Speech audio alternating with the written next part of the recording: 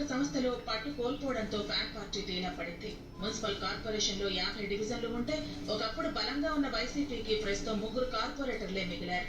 Mayor Amudha, deputy mayor Rajesh Kumar రెడ్డితో సహా 24 మంది కార్పొరేటర్లు వైసీపీని వీడి టీడీపీలో చేరారు. సాధారణ ఎన్నికలకు ముందు కొందరు జనసేనలో జాయిన్ అయ్యారు. దీంతో చిత్తూరు మున్సిపల్ కార్పొరేషన్ కూటమి ఖాతాలో చేరినట్టే. టీడీపీ కండువా కప్పుకునే వారి సంఖ్య రోజు రోజుకు పెరుగుతున్న సమయంలో వైసీపీ దాదాపుగా ఖాళీ అయినట్టుగానే భావిస్తున్నారు. పార్టీలో ఉన్న కొద్ది మంది నేతలు కూడా మెల్లగా జారుకుంటున్నారు. దీంతో ఫ్యాన్ పార్టీ జెండా మోసేందుకు కూడా కార్యకర్తలు కరువయ్యే దుస్థితి దాపురిస్తోంది.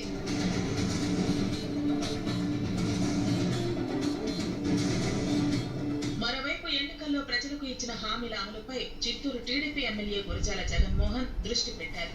కూటమి మేనిఫెస్టోలోని అంశాలతో పాటు నియోజకవర్గ ప్రజల కోసం ప్రత్యేకంగా ప్రకటించిన ఎన్నికల ప్రణాళికలోని వాగ్దానాల అమలుకు కృషి చేస్తున్నారు.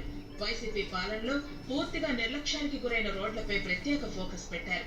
కొన్నింటిని పునర్నిర్మించడంతో పాటు మరికొన్నింటిని మరమ్మతులు చేయిస్తున్నారు. మంచినీటి సౌకర్యం లేని ప్రాంతాలను గుర్తించి